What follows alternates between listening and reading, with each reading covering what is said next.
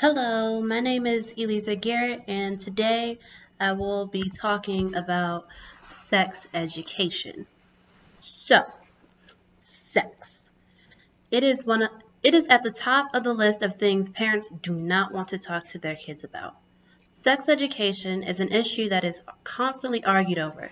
Some parents think that sex education should not be taught in schools, even though those are the same parents that squirm at the thought of discussing such things with their kids. A common misconception about sex education is that it teaches kids how to have sex, which is simply not true. Sex education is supposed to teach kids about their bodies, how to have healthy relationships, and how to make informed decisions about having sex and as well as their sexual health.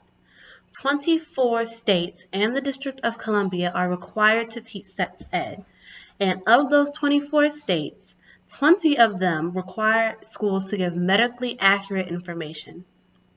Basically, a high school in the state of Maryland, where schools are not even required to teach sex ed, could tell students medically inaccurate information with no consequences.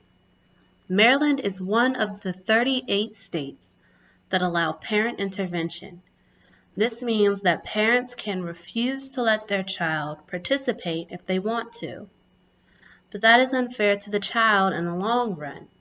With effective sex education, teen pregnancy rates falls, HIV, AIDS, and STI rates falls.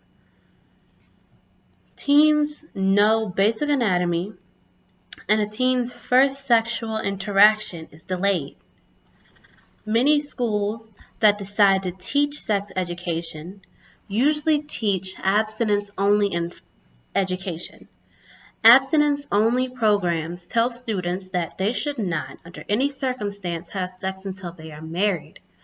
I believe that abstinence is fine should a student wish to do it, but considering most adults in the United States have an average of 4 to 7 sexual partners in their lifetime, most people are not doing that.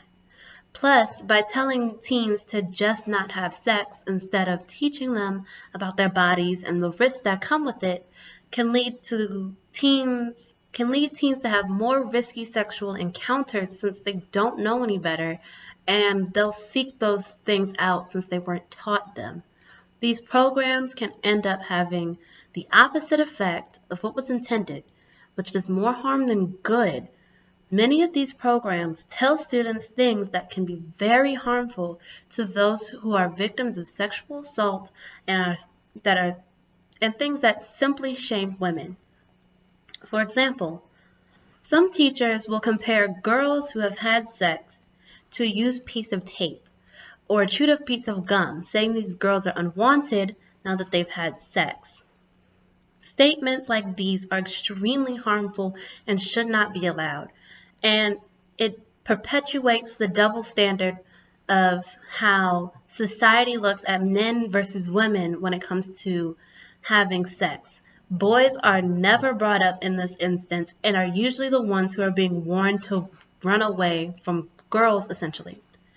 After talking with some of my friends about sex ed, I quizzed them on the basic anatomy of the reproductive system, which was pretty funny. Sex education is supposed to teach kids the basics of the reproductive system, which is the anatomy and how the reproductive system works.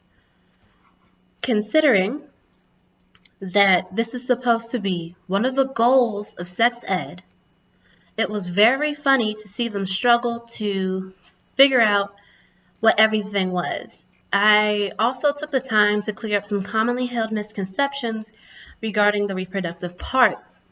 One of the misconceptions that I made sure to clear up was that the hymen does not break. Many people believe that it does, but it absolutely does not. It simply expands or stretches. Many of them were really surprised and proved my point that people know extraordinarily little about their body. In conclusion, sex education is important and should be taught in schools. It would cost the school system little to no money to implement such a thing, and there are many pros in teaching students this. Also, parents can avoid having to bring up a very awkward conversation about sex education because the schools would teach them what they needed to know.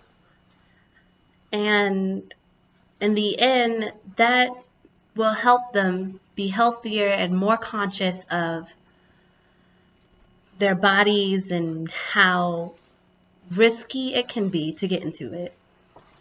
With that, thank you for your time. Yeah.